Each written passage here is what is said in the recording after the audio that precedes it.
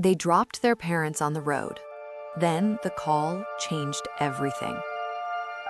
The pine trees blurred into a green-brown haze along Route 9. Robert Haynes, 74, sat in the back seat of his son's black SUV, one hand resting on his wife Eleanor's knee. The air conditioning blew too cold, as always, so Eleanor wore her faded blue cardigan, the one with the pearl buttons she'd sewn back on twice. At 71, her hip ached on long drives, but she smiled anyway when a red-tailed hawk perched on a fence post. "Look at that beauty," she said softly. Robert nodded.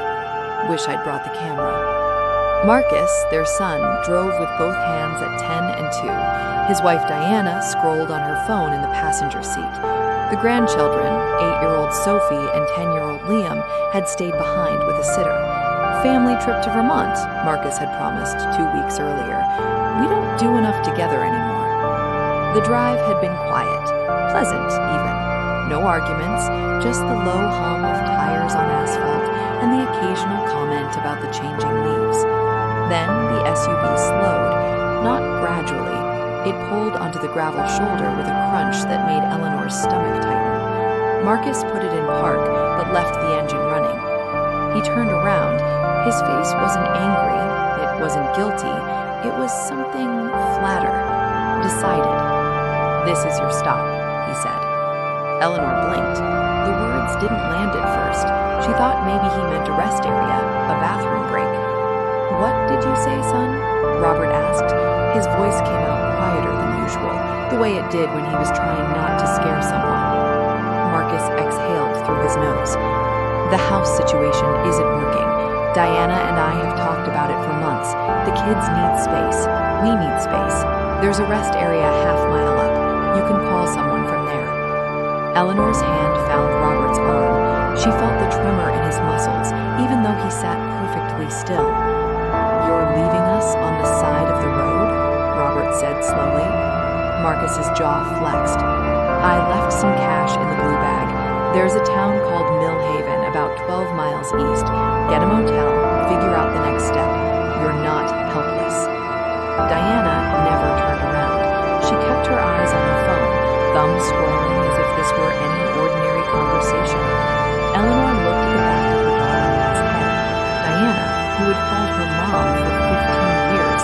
Diana, who had sobbed into Eleanor's shoulder the night she lost her first pregnancy. Diana, who sent flowers every Mother's Day. "Diana," Eleanor said gently. For 1 second, Diana glanced back. Something flickered. Regret, maybe shame. Then her eyes shuddered again. "I'm sorry, Eleanor," she whispered, and turned back to the screen. Marcus stepped out, opened the rear hatch, and lifted their 2 suitcases onto the gravel. The same suitcases Eleanor had packed that morning, thinking they were heading to a cozy cabin in Vermont with the grandkids. Marcus had even joked about roasting marshmallows. Robert got out first. He stood straight despite the bad back that had plagued him all year. He didn't look at his son. Eleanor climbed out slowly. The gravel shifted under her sensible walking shoes. The air smelled of pine sap and distant woodsmoke. She stood beside her husband, 2 old people beside 2 worn suitcases on the shoulder of Route 9. Marcus climbed back in. The SUV pulled away smoothly. No dramatic tire scream, just gone. The road stretched empty in both directions. A bird called in the trees, clear, indifferent. Robert reached for Eleanor's hand. His palm was warm, dry, steady. "Well?" he said. "Yes," she answered. They stood there a moment longer under the far blue sky. Then Robert picked up both suitcases. Eleanor tried to take one and shook his head. They started walking. 20 minutes later, sweat darkened Robert's collar. Eleanor's cardigan was tied around her waist. Her hips throbbed with every step, but she kept her chin up.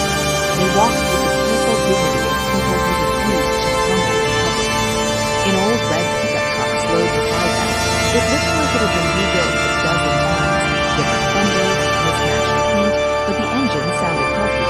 The driver, a broad-shouldered man in his mid-50s with a permanent outdoor squint, leaned out the window. "You folks need a ride?" Robert glanced at Eleanor. She nodded once. "We're headed to Mill Haven," Robert said. "I'm going right past it. Hop in." His name was Cal Briggs. He ran a small dairy farm 8 miles outside town and had been picking up tractor parts. He talked easily, the way lonely men do when company appears. "What brings 2 folks with suitcases out walking Route 9? He asked, once they were settled in the cab, Eleanor in the middle. There was a pause. "We were dropped off," Robert said simply.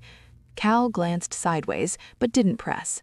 A few miles later, he said quietly, without looking over, "My old man dropped me off once too. Different circumstances, but I know that kind of silence." Eleanor studied his profile. Cal nodded to himself. "You find your footing again," he added. "Takes a minute, but you do."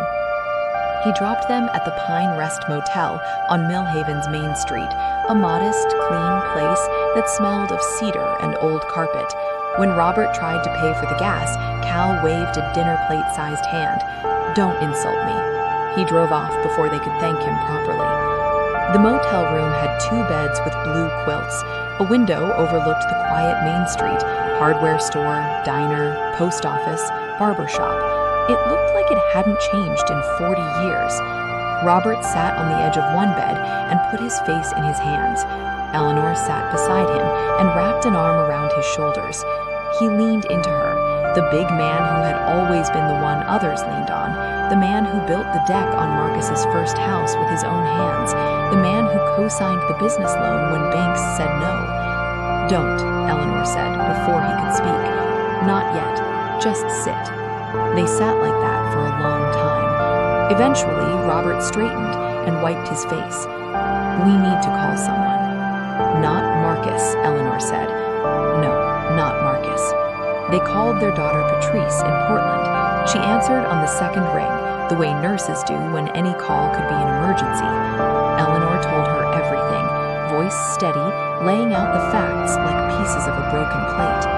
Silence stretched on the line.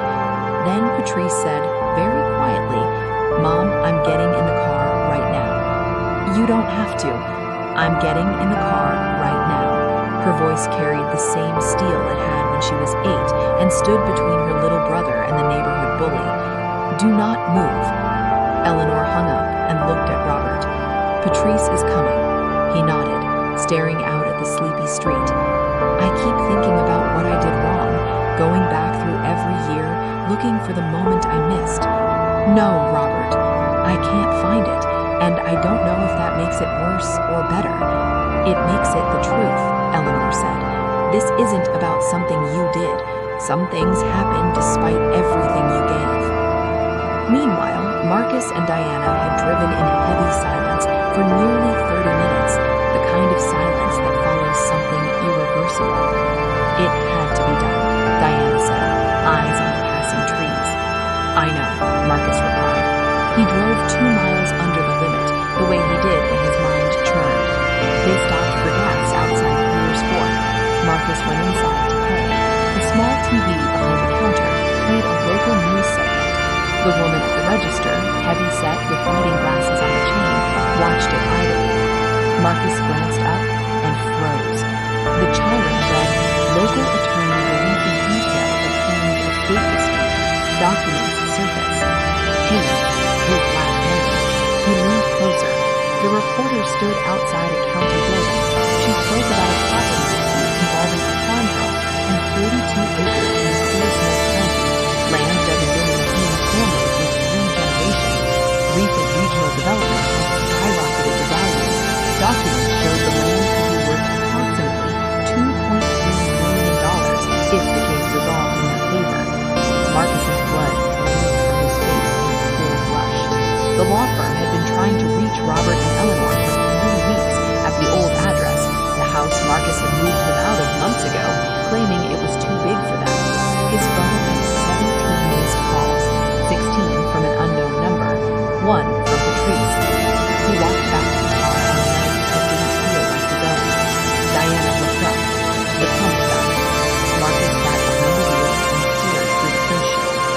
"I left my parents on the side of the road," he said, voice distant. "And they're about to inherit $2.3 million?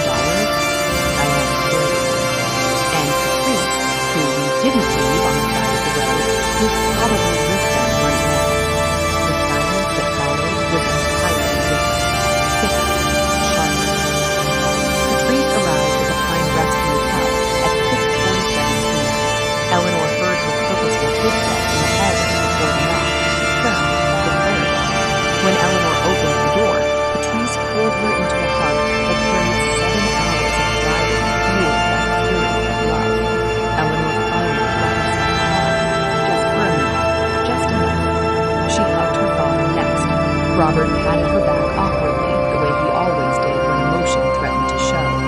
"You're okay," Patrice told them both. "Both of you, you're okay." She had already called the law firm from the road. Gerald Foss, the attorney, had been trying desperately to reach her parents about the property.